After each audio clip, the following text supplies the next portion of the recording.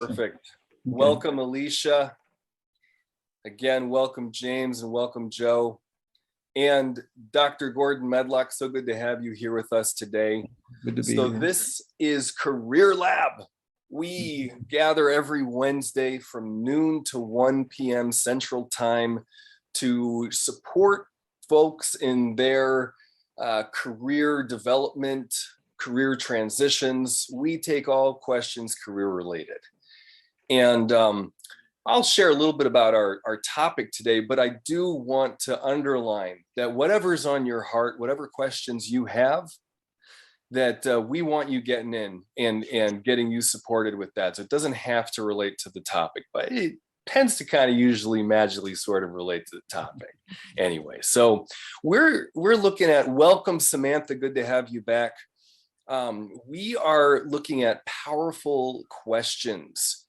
And what is that? And that we kind of had that come up from last week as when we were talking about interviewing, and even when getting into what is really important to me in my career, what matters, asking myself questions that kind of help move me forward, being able to ask powerful questions in interviews. That's one of the strategies that we look at, is they're asking you questions, but what do you really want to know? And how do you ask a meaningful question to them that shows them that you are interested in the company, that you've done research, and that you're really thinking about it? And you might even ask powerful questions that help them look at the position from a different angle. And once you're doing that, then it can actually open up a dialogue such that now you're having that in-depth conversation in a way that it's like you're already starting to work there.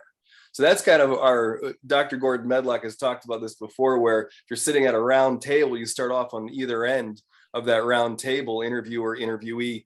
And as you ask powerful questions, it's like you're inching around that table until at the end, you're both looking at the job position together and talking about it. It's kind of like you already work there then. So powerful questions are super helpful in helping people really think about what's going on. What are the needs?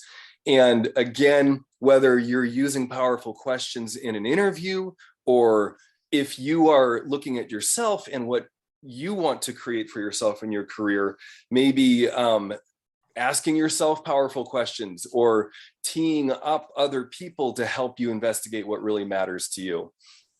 So with that, Dr. Medlock, it's so great to have you here. And I'd like you to share just a little bit what your approach is, what our approach is overall to our careers, and getting the most out of life that we can. And I think that'll help kind of set a broader context for us here today. Well, thank you. First of all, I just want to underline your introduction, George Donald. I think you really have hit it on the nail on the head in terms of why empowering questions are important, and both looking at yourself and in managing the interview. So I'll just underline a bit of what you were saying, because I think you're really right on target for our group today. The thing I would add is that one of the things that we hold in the context is you're a net giver in all of your interactions in your career development. And to do that, you need to take the time to understand the person you're interviewing with or networking with. What are their situations? What are their problems? What are their challenges? And all of that requires an ability to listen to them and to ask empowering questions to clarify what matters to them. So you are in charge of every aspect of your job search, from where you choose to focus your attention, what matters to you, what organizations you want to work for, and how you want to contribute to those organizations. So it flips the normal perspective, which so often people feel like, oh, they've got all the power, they're the one that holds the job, I'm just here to kind of do my dog and pony show and hope they decide to pin a blue ribbon on me. So it's just a very different context to see you as the author of your own job search, your own networking, your own career development, and to be engaging in that way. So I'm just going to leave it at that for now, GD, as a way to kind of lay the groundwork for people, and let's just see what's resonating for them around that topic, if that's of interest. Fantastic. Thank you, Dr. Medlock. So anybody who's joined in here on Zoom, thank you so much. We love that. It makes it really easy for direct coaching. So you can come off mute, ask us questions, or you can type a question into the chat. And for those of you who are only able to join in on LinkedIn Live, go ahead and type your questions into the comment section there. And our lovely assistant, Jane Coletto, will make sure that we see those over here on this end. And if we don't get to them today, we'll keep connected with you through the week to get to your questions. But so anybody who is here, Carrie, Rihanna, Ito, welcome, Alicia, Samantha, Scott, Joe, what questions do you have? How can we serve you today?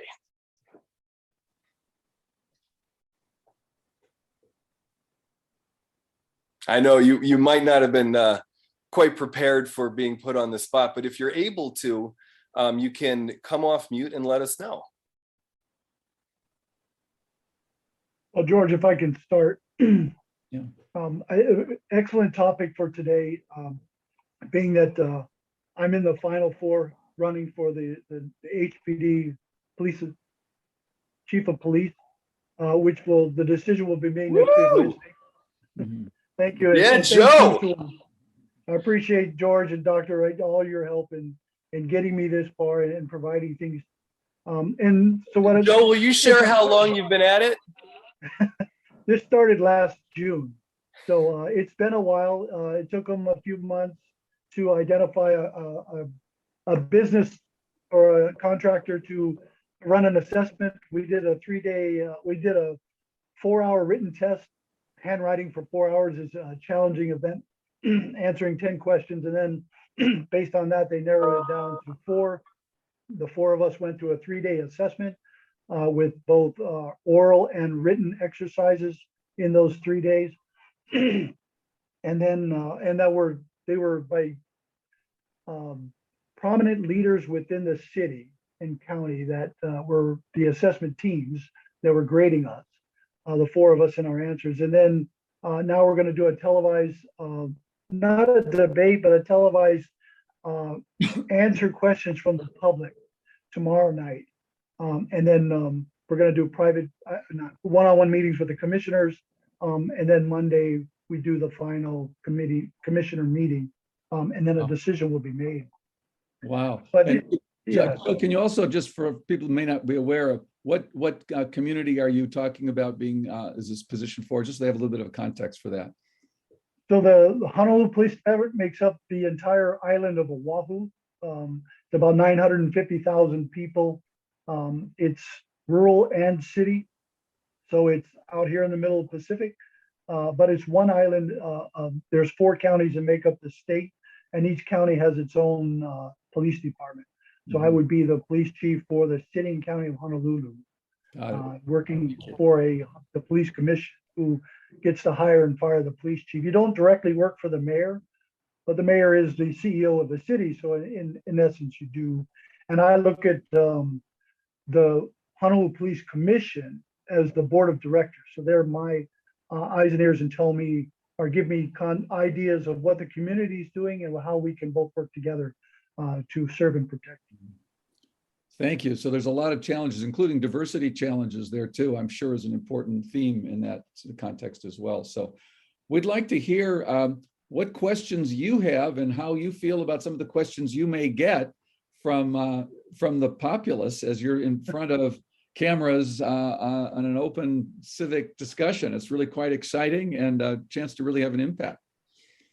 Yeah, I think for us, some of the tough questions they're going to ask are, we have a recruiting, I guess we're slowed down on recruiting issues. We're 300 and some odd positions short right now in the department, but we've always been short. There's never been a police chief that hasn't had, 100 people vacancies and working to fill those. Our recruiting pool is, the 18 to 24-year-olds that are, in and around the city and county of Honolulu that have stayed on Oahu and didn't travel to the mainland to go to school. So the pool is rather small, and can they pass the rigorous physical and mental agilities that you need to be a police officer? So that's part of it. The other question is going to be, how are we doing with, is there racism in our police department? You mentioned diversity. We're population-wise 40% Asians. We're 20% Caucasians, 17% Hawaiians, part Hawaiians, or multi-racial. And then we have other people from there in smaller amounts, 2 and 3%. So our population is diverse. And so do we, is there racism in the police department? Honestly, I don't think policemen wake up every morning saying, I've got to arrest this nationality of people. I want to make sure I engage. But are we overrepresented in the criminal justice system by Hawaiians and part Hawaiians? Absolutely. They make up 40% of our incarceration rate. So that's a criminal justice issue, not necessarily a law enforcement issue. But how can we in law enforcement help that and help reduce that through the community? The community, a lot of times people say, well, the police department, you guys, you got to help, you got to do your part. And we do, but what we're lacking is the community doing its part. These people come from the community. Criminals don't just pop up out of nowhere. They come out of the community. So what is the community doing to help itself? Perhaps redirect, help assist with and identifying criminal activity and saying, hey, what can we do together, whether faith-based, through entrepreneurship or through philanthropy, to help provide venues for the younger generation to find other ways to express themselves besides committing crime. So Joe, thank you for that. I get a sense of the importance of that. If I'm imagining myself on the telephone now on the TV show, and I'm going to say, well, Joe, what though specifically can the police department do to help with this issue? How would you respond to that? To the diversity or racism issue, or to the heavy incarceration imbalance as you're seeing it with the Hawaiian group, and what can you do, or what can the police department do to bring more equity to that process? So I think years ago we used to have the Police Activities League and other community organizations that would either strike up boxing, basketball, and other sports and other activities to keep juveniles, the young 16, 17, 18-year-old engaged and away from criminal activity, keep them away from that type of environment and get them into sports or get them interested in the police department, get into the high schools. We have an Explorer program, which is kind of similar to like a Boy Scout, Girl Scout program, where we bring them into the department. They volunteer for different activities. We give them a uniform, and they help us at events and things to understand what law enforcement is. And I think also we need to get into the high schools again. We used to be in high schools extensively, but not just to show our, SWAT team repelling out of a helicopter with a dog. Those are nice to see things, but I think more importantly to teach high school and middle school kids, hey, this is law enforcement. Law enforcement is a great career opportunity. It's a fantastic profession to be in. And so to get them interested, now at the younger age of what law enforcement is, and it's not what you see on television. It's 90% boredom and 10% action. But you got to always be ready for that 10% because that's what's going to harm you, or you're going to have to make a life or death situation. So you better be prepared. Thank you. Very good answer. Very credible. Appreciate that. Thank you. Very moving. Thank you. So what are the questions you're most uncomfortable getting that you want to make sure you're ready for? I don't think I think I'm prepared for everything. I've reviewed all the policies, procedures. I was a policeman for 20 years. I have been out of the Honolulu Police Department for the past 20 years, being a member of the military. I'm the only candidate that comes with 5 years of extensive executive leadership at the top of the state government. I was a member of the governor's cabinet, was appointed by him. I ran a department twice the size of HPD. Budget-wise, comparable. The mission slightly different. But I have all that experience. I've hired, I've fired, I've reprimanded, I've promoted. I've done all those things that the police chief has to do. And I've done all the community engagements I need to do. So I think I'm ready. There might be nuances within the department, like internal auditing or things that I may not have a full grasp on, but I think I conceptually understand everything. Being I'm Caucasian, I make up the 20% of the population. If racism is an issue, you know, there are things that I went through growing up in Hawaii that's racist, but you know, you drive on and you work through the issues, and you don't let those things bother you. You can't do anything about it. Now I have an opportunity to get the diversity of our population together and work towards a common goal of being serving and protecting and making sure that we as a police department earn the trust. We kind of lost that over the last couple of years with some internal things that happen, and externally, it doesn't help when a former police chief is in federal penitentiary for doing something they shouldn't have done. And we've had another police chief quit. And so there are some internal issues, but they're all workable, and it's just getting trust built with within the organization, and then externally with the community that we serve.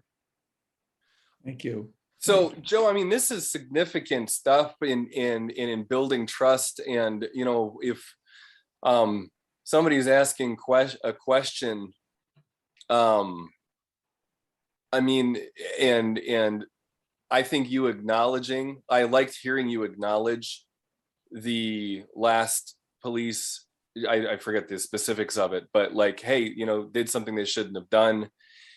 And I'm also kind of picturing back to what we were talking about before we officially started here, about what you were sharing about how things are distributed through Hawaii, and how you really are an island.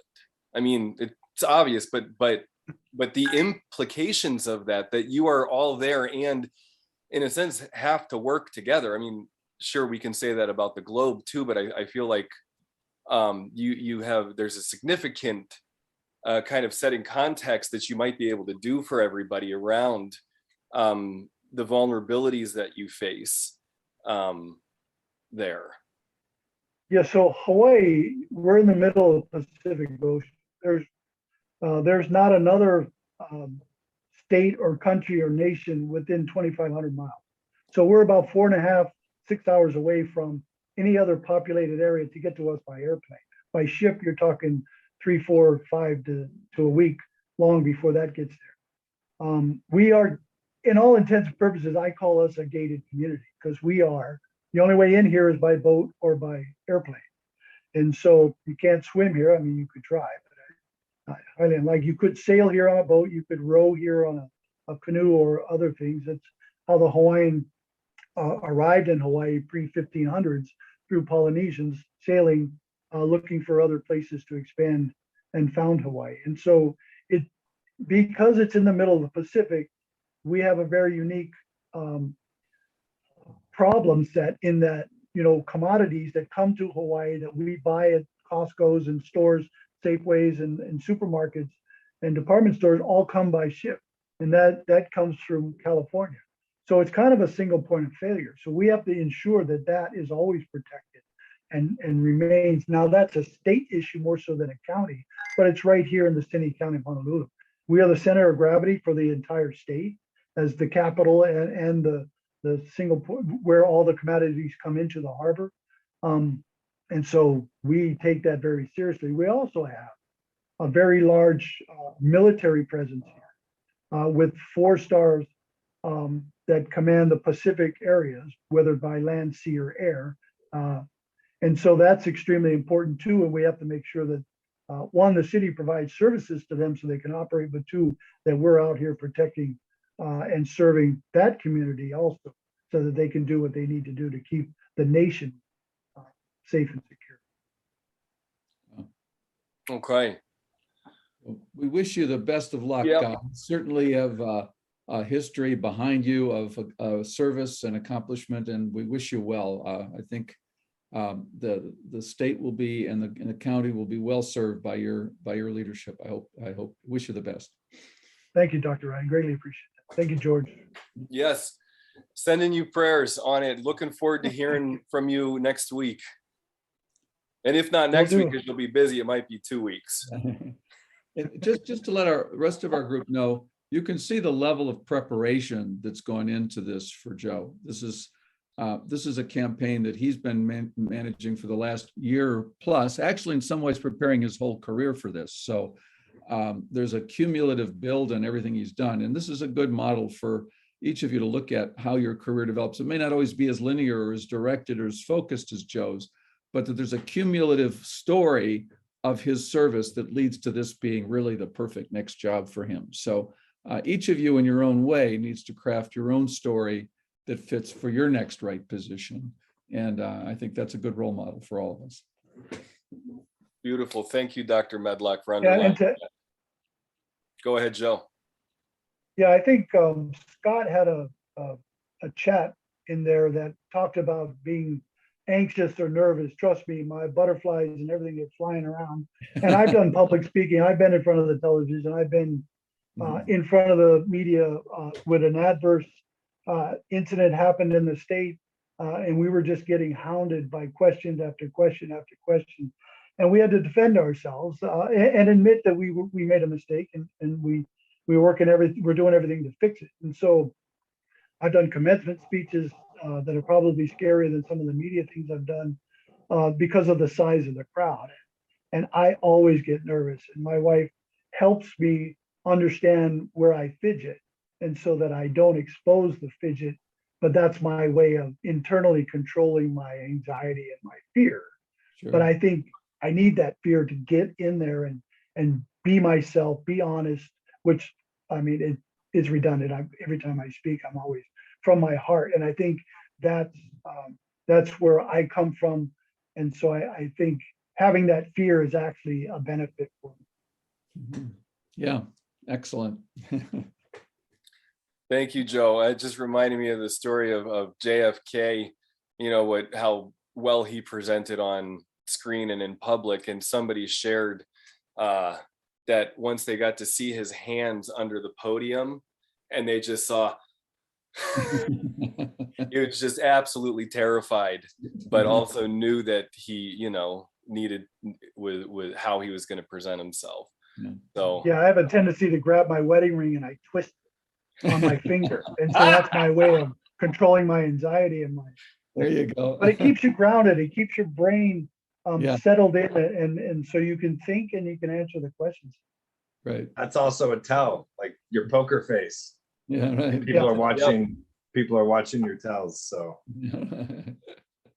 totally. Well, thank you so much, Joe. Scott, I want to hear from you in this. Say more about what you're wanting and how we can help you today. Yeah, absolutely. Thank you for having me. I was just curious, you were looking for questions, and I just wanted to get a healthy, realistic, and maybe up-to-date approach with respect to mental health and how people psych themselves out or psych themselves up for an interview. I sometimes have conversations with people that have nerves, and my advice is that that's normal. That anxiety and just that fear of making a mistake is very normal, unless you're untethered. Maybe you have some kind of psychosis, like narcissistic personality disorder, or some kind of maybe undiagnosed psychosis. Those people usually aren't afraid because they don't have the same healthy respect for fear. So I would just want to know, like, your best approach for handling nerves. I think being authentic and genuine is endearing and a great approach, because we're humans hiring humans, right? And if your hand never shakes, maybe you weren't that interested. Maybe you had no fear of losing the opportunity or the chance. So just given that in mind, what would be your best approach for people to calm themselves and deliver their best, to be poised instead of, like shaking So, JFK's. Dr. Medlock, do Yeah, you I'd have like a to- response here? Yeah, I'd like to jump on this one because the best thing you can do is to prepare adequately for the event. It's like an interview is a performance of sorts. It's got its own ground rules. It's what's being expected, and kind of knowing the game, practicing with a friend, getting it rehearsed, make sure you got your main points down. It's like you wouldn't expect a football player or basketball player to come on the stage with 1,000, 10,000 people in the stage without having practiced, right? They've all been practicing every day for 20 years to be on that field. So it really, because our brains get attenuated. You're dealing with anxiety situations, so you get more. The more you get acclimated, practicing comfort level with handling difficult questions, the better prepared you'll be. And at the end of the day, you want to be prepared so that you can be your best authentic self. I like your point. You want to show up as you. And the truth is, you can get hijacked if you're not prepared or thrown off or too scared, and they don't get your best self in the room. So there's nothing like preparation, and that's just for you being, having your reason for being there, the tough questions you're anticipating to answer, having those ready. One of the best preparations is if you've got to come up, if you're going to get a question like, let's say you've been jumping from job to job in somebody's perception, they're going to ask, why have you changed so many positions in the last 5 years or whatever? If you know that question's coming, you want to have that just be like butter coming right, just smooth as butter. Here's the story. You get it handled in a way that doesn't raise any disturbing questions for anybody. It's not too lengthy, and it reorients you back to the present of what's the job you're looking for rather than the history. So there are a lot of techniques like that, but it's really anticipating, preparing, and then being able to, in the moment, kind of be with all of you in the moment, including the butterflies and the excitement, and just be willing to be present and to be at the flow of what's happening between you and the interviewer in the moment, and being as present as possible to that. So in a sense, what I've just described is a tall order. This is why we teach social emotional intelligence. This is why we do trainings on this. It's all about doing exactly what you're describing, both the performance side, but also the presence and authenticity piece of how to be in the moment with others. So Totally. Dr. Medlock, thank you. Thank you so much for that. And I want to break it down into using one of the tools that we use at Right Foundation, the Evolating Model. So let's see if I can do this. Because one of the things, Scott, that if you're working with people and they're worried about their nerves, the first thing that came up in mind was, I don't know if you ever saw that Hair clip from the musical, where the woman says to the guy, she says, "You've got a lot of nerve." And he says, "Why, thank you, I do." And he starts to sing, "I got life, mama. I got," and he goes through the whole thing. He's like, "I got my blood, I got my bones, I got my nerves, I got my," and so he's just affirming himself and just his existence. And so instead of saying like, "Oh shit, oh crap, there's something wrong with me," for feeling afraid, it's like, of course I feel afraid. It's like, Joe, it's like, of course what you said, Joe, of course I'm nervous. Of course that's happening. I have feelings. And what you're saying about like with a sociopath, it's like, that's the problem, is where you're disconnected with it.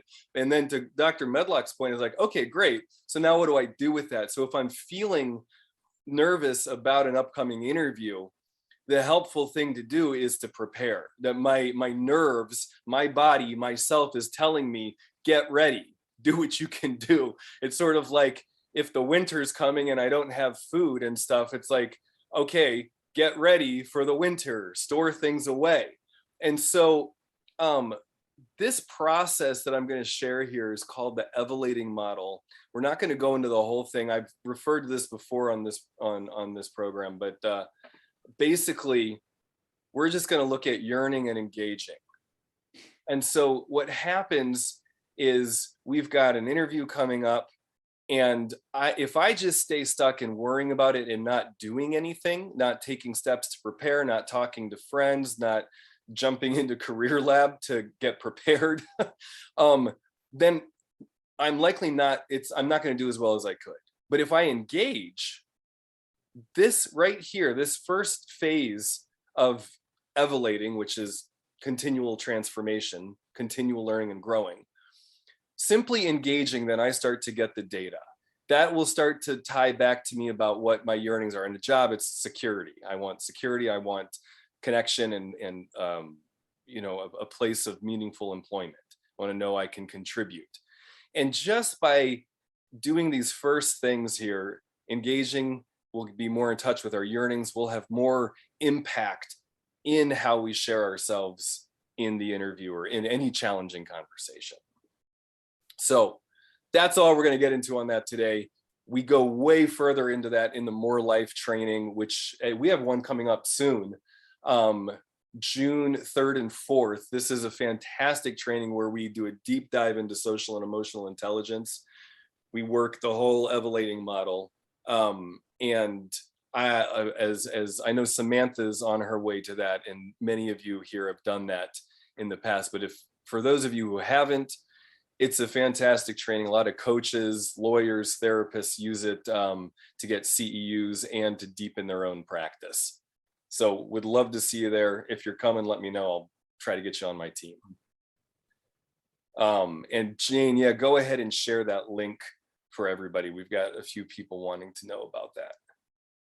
Thank you. Sorry, can I ask one question about that? And I apologize for being off camera. So, you know, Totally. this That's is great, Samantha. Samantha. Thanks for You know how jumping I in. am.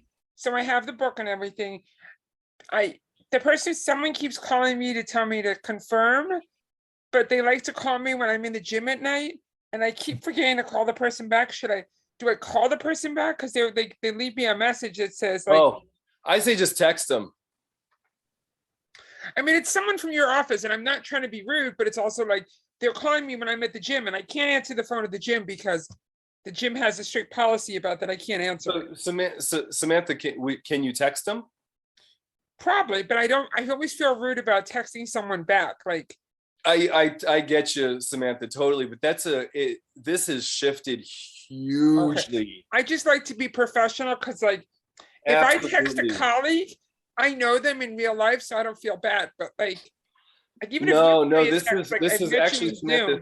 Thanks you know, for bringing this up. I wanted to say this to address this across the board.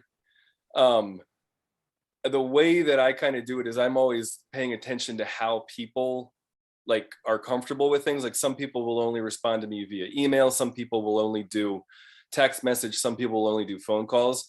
But for this kind of thing, and for most people, text message is going to be okay. I like it when somebody calls me. It takes a long time for me to go in and listen to the voicemail. I have to say, you have so many messages, blah, blah, and it's just kind of a pain in my butt. So I actually really appreciate it if somebody calls me and they don't even need to leave a voicemail, but just texts and says, hey, can't talk now, or hey, I'm calling about this. So I just get that little piece of information and it helps me stay in touch and get back to them.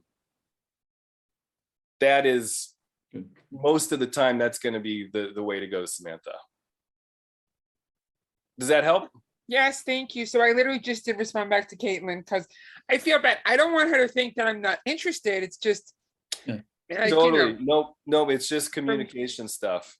Just give her a good time to call back. Tell her, yeah, try me at 3 o'clock today or something like that. That's the problem. I don't necessarily like on a daily basis. I can tell you that most days after 5, but if I get to the gym and like you understand, like George. So Samantha, I don't want to spend more time on this. Do I, is it someone that, do I need to talk to her ahead of time or can I just attend the event? That's probably the better question. You could ask her that too. All right. Yep. You can just send her a text message. Hey, do I need to do this? And you might even be able to do everything that she wants online and just say, oh, here, I submitted the forms, etc. Okay. Thank you so much. Look it up. You bet. Sebastiano and Sakti, welcome. So I want to do a quick room reset. This is Career Lab Wednesday. We're here every Wednesday, noon to 1 p.m. We've been talking about powerful questions. We have Joe, who is going into a final round of a very big interview, sending him blessings. And we are also looking at how to harness our anxiety, our fear in interviews and reaching out and connecting. Thank you, Scott, so much for that question, because that's something that we're all working with. Unless we're numb to our feelings, we will find anxiety, and it's about how we use it. So again, everybody, if you have questions, you can, like Scott, jump in on video. That is the best way to do it, to engage that way. If you're unable to, you can, if you're watching from LinkedIn Live, type your questions into the comments there, and Jane Coletta will get those over to us. So Scott, what do you got? I would just like to say thank you for reinforcing that practice and preparation helps. I mean, because when you know you got it, right? When you've worked hard, you got it. You have confidence then. You reduce anxiety then. So I like that approach. It usually doesn't work out if the first time you hear yourself answering a question or saying it is in the interview. You'll have no idea how it will land. Yeah. Right. So if you don't practice, you probably won't perform at your best. But I guess I would say that I distract people. I ask them, well, how do you know that you even want to work there? You need to come up with at least 5 to 10 good questions about the company and the job that shows that you've done the research to qualify yourself as being interested and engaged in it even before. And if they get, because when you ask great questions, like you guys were talking about, when you ask great questions, like you already work here, they'll show that you've prepared. They'll know that you've prepared. It will shine through. And then you can also you can let them know, I hope that you like me. It's been great meeting with you. I've, tried to determine if I'd like to also work here. And you work with tact and grace a little bit more, obviously delivering that message. I haven't interviewed in a long time. So are you an interviewer? Are you a hiring manager? Is that your role, or are you looking for work? I'm usually a consultant hired with the hiring process of Fortune 500 companies. Gotcha. So you actually are doing the interviewing or facilitating the interviewing of people and qualifying them. Yes. Great to have you here. That's a very valuable perspective for everybody to hear. So I appreciate you being here. Thank you. Yeah. Absolutely. Thank you. Well, sweet. So I would love to hear from Brianna and Sebastiano on any updates and help support that you could get from the group.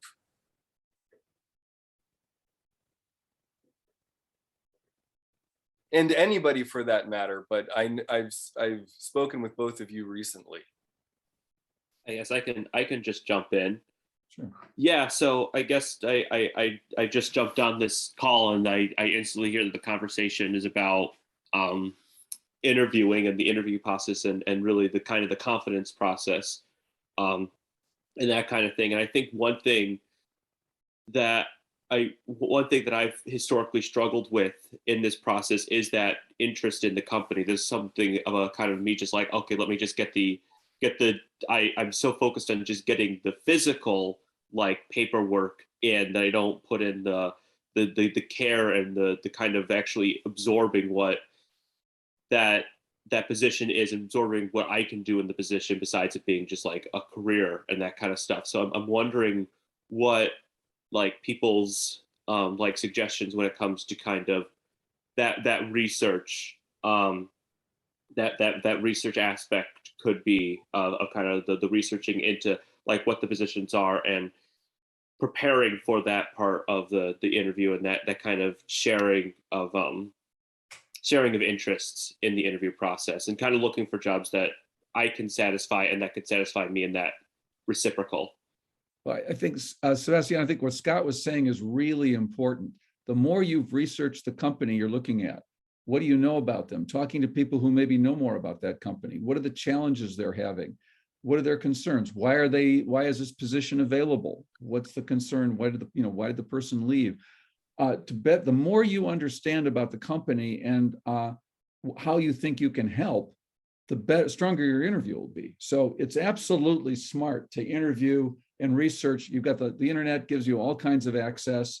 if you know anybody who knows anybody kind of thing, if you can get inside behind the scenes to know a little bit about what the challenges they're facing, anything you can do to do research on it. And there are also databases you can explore. I haven't been close to those recently, but I'm blanking on the name of it now, but there's just basically every company has a profile in which you can look at how's their economics, how are they doing in terms of their fiscal situation, sales, what are the challenges they're facing in this market, whatever it is, the more information, any news articles about them, very helpful. You can usually do this pretty quickly. It's not like you got to spend hours at this, just enough so that you've shown that you've got an interest in them. And also, do they meet your criteria for what you're looking for?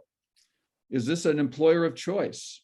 Is this something that really treats their employees well? Have you done the screening on that? So you can say, part of why I'm on this call is because I know you guys have been acknowledged as employers of choice, and I like your policies on X, Y, or Z.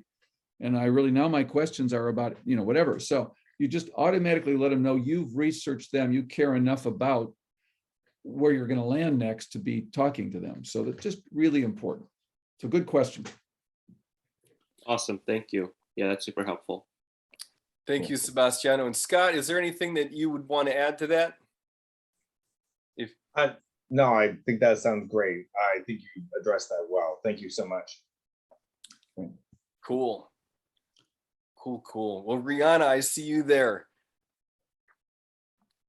I don't know if I have any specific questions at the moment. It's a lot of kind of taking this all in because I don't know how quite ready I'm there to start interviewing, but I do appreciate the information that Scott provided with, starting to look into these different companies and coming up with those different kind of questions while going into the interview. That's been very helpful at this point. Good. Fantastic. So one of the things that I want to share too, is we were talking this morning, Rihanna, is if you are working on your resume or your LinkedIn profile, we won't necessarily go into all of that today, but we've talked about this before around bullet points, powerful bullet points that show the situation, the task you did, what you did, and the result that you got. And so if you want more support with that, I want to just be getting these links out for people. We do put this up on YouTube. So there is a YouTube playlist where you can go back in and look at a resume one that we did with Brenda Bernstein and a LinkedIn profile one that we did with Brenda Bernstein. So you're able to go back in, find the specific questions you have about the different sections of your resume and LinkedIn profile, and see what she was recommending there, as well as we were working real time with people, so you can look at other people's resumes and LinkedIn profiles and get ideas for your own. So that's just a tool that you can use for harnessing your anxiety towards preparation. Good call on that. And Brenda's a great resource also for those skills. We've had her present before and probably bring her back again. So. May I ask a question? Sure. Is this group in here networked together? A good question. Are the people in this room networked, and are you networking? Because the jobs that are left over are the ones that get posted, right? The great jobs are usually filled by someone internal or someone they know that's a good fit. The rest are what we get to apply for later. So I'm just curious, is this group connected, and are you networking? Good question. And you're not saying just among each other, but in their own networks themselves. Is that what you're saying? Both. Yeah, both. Okay. I think that I am, but I think that is a powerful question right there, Scott. And I kind of want people to digest it. Yeah. Well, thank you. I would just say that, my fiance, she trusts me. She trusts the process. She had put in her papers to resign as a general manager. She had some things come up, and she left early, right? So she put in her resignation Friday, right? So she was looking for a job for less than 48 hours. She had 3 interviews scheduled, and she got a job offer yesterday. And it was just by someone that knew her the situation, and knew what she was capable of, and knew why she left where she was at, like wanting work-life balance, wanting to be able to see family, friends, children, normal human things, right? She was snatched up in less than 48 hours from when she started putting applications in, because she was real and authentic. That is great. And that's such a great point. If you're the secret to really effective career development is be networking all the time, so that you've got your and not only that, but not just networking when you need something, but also helping others, reaching out, building that network together. So when you're ready to make a move, you've got a bunch of people already say, we want to support you. So it's not just in the urgency of, okay, I got to get a job now, but really an ongoing process of building that professional network, personal network in your lives. And again, be a net giver. And congratulations on your wife's quick transition. That's a great story. Thank you very much. I'd say Fiance, I guess. the stars align, because she had to cancel 3 interviews this morning that were scheduled for the rest of the week. Wow. So that's the kind of positional power and poise I would want for anyone that's looking to change their life. And I would just say, she's been working on wanting this for years, right? She just finally had enough. For the 3rd time this year, she had to cancel her weekend with her children because the schedule wouldn't allow for her to be with them. And when her ex-husband had an attitude and threatened to call the lawyer on her, she's like, go for it. Call the lawyer under the circumstances, because, you have to be available for your children. And if you're not in a great situation where someone tries to make you look bad, she can say, look, I resigned from that position to put my children first. I now have a position. It didn't even take me, 2 days to find a new job. So I'm out of that. No one could question her integrity, her intent, or her values. So sorry to speak. No, this is beautiful. One of the things I'm seeing here, and I want everybody to know, you can go back into Jean Coletto is going to be putting everything in this chat back in the comment section of this event. So I love that you're putting in your LinkedIn, Scott. And I recommend everybody follow your lead there and put in your LinkedIn profile and what you're looking for. Sebastiano, Rihanna, kind of where you're at in the process. James, what you're looking for. Sebastiano, I think you should share about the one thing that you were telling me about, the position that you're really excited about, and it's a stretch, and it's going to be a competitive thing, but I think you should just share about that. Yeah. So last week, I'm recently I'm in the process of looking for a new job after my previous position as a social media but social media content creator, which was my first job out of school. And last week I applied for a job as a learning specialist for the Shed Aquarium, which will be someone who would be helping facilitate learning programs and that kind of stuff. And I don't have the professional accolades for it. I'm straight out of school, and I didn't go into ecology or museum sciences and anything like that. But I really applied for the job based on my love of the Shed Aquarium and of just natural science and my theatrical background and my love of presenting and that kind of stuff. I'm well known amongst my friends and family for just giving them tours of the aquarium whenever I go. So really, that's what I tried to work on selling, is that part of just the enthusiast hobbyist in me, who has the capability of presenting in large crowds, presenting classroom style situations, even if it is only in a hobby thing. So yeah, that's the position that I recently applied for, and fingers crossed I can get an interview or something like that. I will bet you get an interview on that. Thank you. Here's hoping. So fantastic. And so, Scott, to your point, like now we all know, Sebastiano, what you're looking for. It's an interesting thing. It's specific. And so everybody can kind of hold that. And one of the things that we often share about is if I'm reaching out to people and saying, hey, I'm interested in this, or I'm interested, can you think of anything or anybody in your network that would be a great introduction for me, given that I want to make this kind of move here?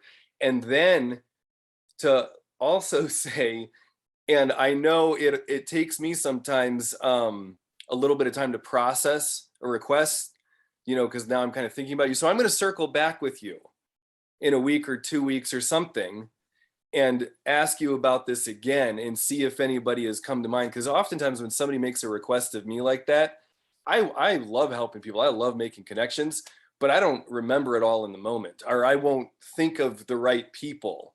And I'm so upset. I was like 3 days behind on one connection. Somebody sent me a position that they were like, hey, do you know anybody who would want in this? And Tiffany, I was so pissed when I was a few days late in getting that to you. But that's the kind of thing. So it's like, actually, if you're looking for something, it's just quick reminders to people of, here's what I'm looking for, just putting this back at the top of your inbox. I'll circle back with you. People like to help. We've talked about that book before. Well, I'm not going to get into that right now because we got to start wrapping up. We got 9 minutes. So anyway, great. Samantha, there's your LinkedIn. Fantastic. Thank you.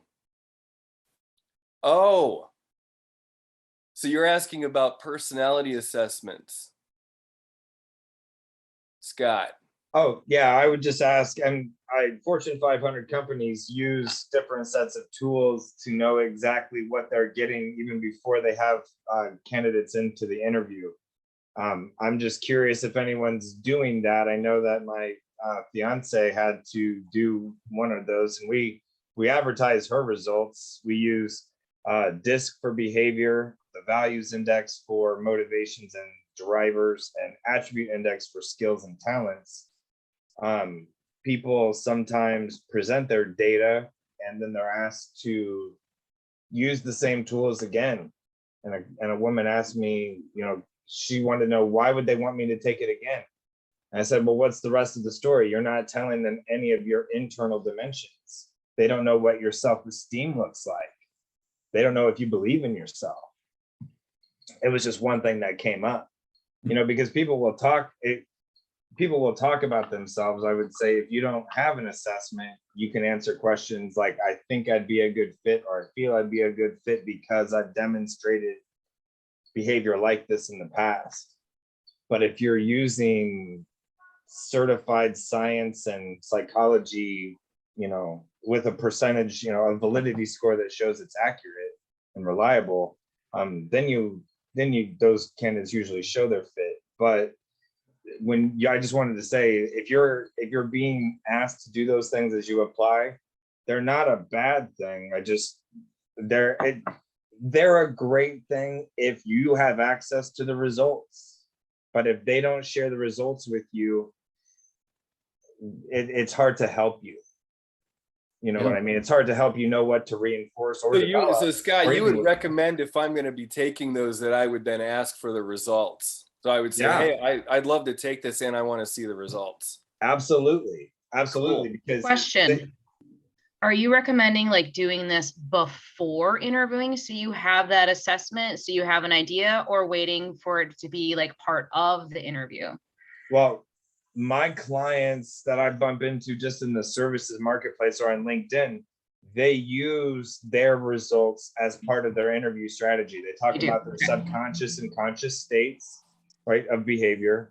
Mm-hmm. They talk about certain things that you wouldn't know or have language for otherwise. But most people don't have access to those tools until they're applying, and they don't understand why. I just wanted to say that they're using those tools because the cost of a bad hire is about $20,000 to fix. Okay. So Can you recommend any off the top, or have any that you recommend? If you connect with me, I can Mhm. provide you Disc Plus and attribute index. Okay. Just for having me in this meeting, I'll provide that to the people that are in here. I'll send that to you. It's about 80 Wonderful. pages. There's a lot to it, but it's all the Mhm. answers. And you know, we use it to strategically advise who's the best fit and why. And we have language to describe things they only have suspicions about. But one of the things that they would be looking for is, does Scott believe in Scott? Mhm. Or does he come into the interview and it's all a show? And I'm impartial. I don't think that you have to have great self-esteem to be a great employee. Right. But I'm just saying that a lot of people want to have confidence, Mhm. and they might overplay that card. And the consequence for that is the perception can be arrogance. One is rewarded, the other is punished. Mhm. So to navigate that line clearly, we worry about accuracy. So we use tools that, two of them are more than 100 years old, and the other one is coming up. It was a Nobel Prize nominee in 1973. That's the attribute index. But if you message me, I'll share that. I did send a message to our great host. I asked to connect. I'll provide those tools. It's not a problem. I'll just say they. Well, Scott, I want to underline something here, which is brilliant that you're bringing up, which is, given how much it costs to have a bad hire and how on edge people hiring are, that if I'm in an interview and I'm bringing up my insecurities or my challenges, and I can acknowledge my skill gaps and say, hey, this is a thing I'm developing here. I think this is a great fit for it. What kind of development programs do you have here? And I can just bring that in, and people see, oh shit, he's aware of himself. We're already he's opening the door to this conversation that I normally dread having with people. And so just by taking ownership of that is brilliant. Versus getting defensive or saying, I don't have weaknesses. There's nothing I could do better. Well, how about humility for totally one? So this is great. Scott, I'd appreciate it. Could you send those to George Donald and I as well? I would really be interested in seeing.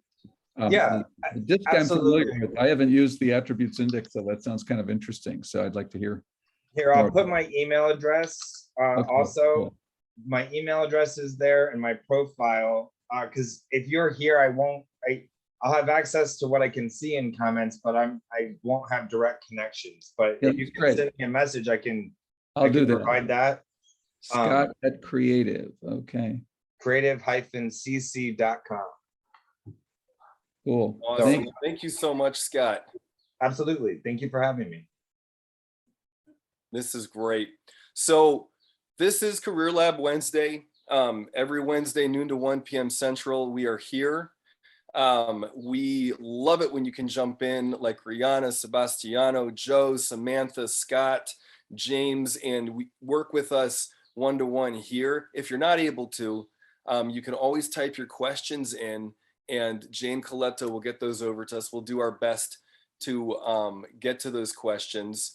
And we have been all across the board today in terms of, our career, asking powerful questions of ourselves and of the people who might be interviewing us, and getting into what it really takes to have our career be a vessel for us to reach our potential. That is ultimately what we look at here.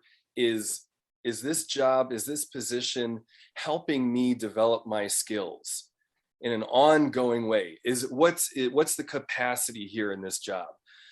Is this a good fit for me in terms of stretching and learning and growing? Research shows that it's learning and growing that makes us happy. So it's not just having security, that we need that first. If we look at Maslow's hierarchy of needs, but we want to be in a place that is challenging us in the ways we want to be challenged.